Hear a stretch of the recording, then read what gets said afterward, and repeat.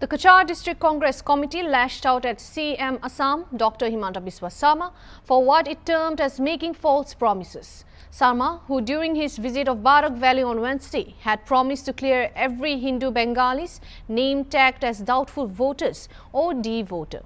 President of Cachar District Congress Committee, Abhijit Paul, addressing a press conference on Thursday evening at Indira Bhavan, said, once again Chief Minister of Assam, Dr. Himanta Biswa Sarma, is fooling the people of Barak Valley just like Union Home Minister Amit Shah, who made such similar false promises 5 years back.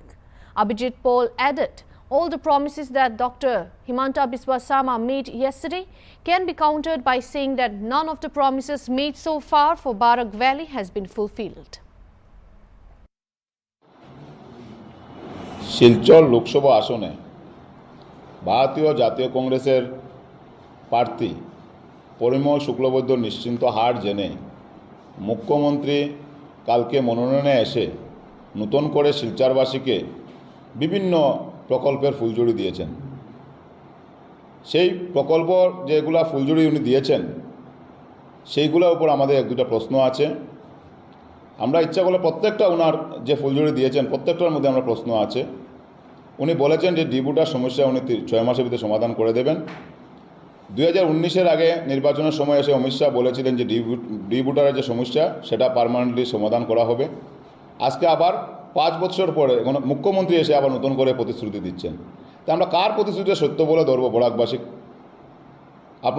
আপনার কেন্দ্রীয় মন্ত্রী এসে বলছেন, গৃহমন্ত্রী এসে বলছেন যে ডিবুটার সমস্যা সমাধান করে দেবেন। 5 বছর চলে গেল, মানুষকে বোকা বানিয়ে আবার নতুন করে আপনি আবার নতুন করে ললিপপ নিয়ে আসছেন।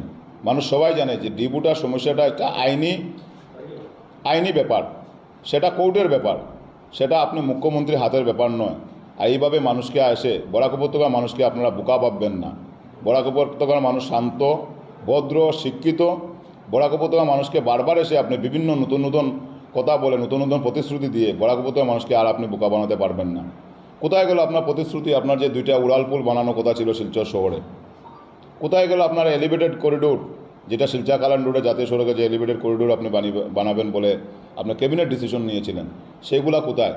আজকে যে আপনার মিনি সচিবালয় গত 10 বছর ধরে সেটা কাজ চলছে, এখন মধ্যে 20% কাজ হয়নি। এখন এসে আপনি আবার বলছেন, নির্বাচনের সময় এসে বলছেন আপনি 6 মাসের ভিতরে সেটা কাজ সম্পন্ন হয়ে যাবে। সেটা আগামী 6 বছরও সম্পন্ন হবে না। বিশেষ করে আপনি মুখ্যমন্ত্রী থাকাকালীন সেই কাজ আর সম্পন্ন হবে না। জেলা গ্রন্থাগার ভবন আজকে এতদিন ধরে সেটা একটা হিমঘরে ছিল, কেউ জেলা গ্রন্থাগার ভবনে কতটুকু কাজ হয়েছে সেটা কেউ জানে না।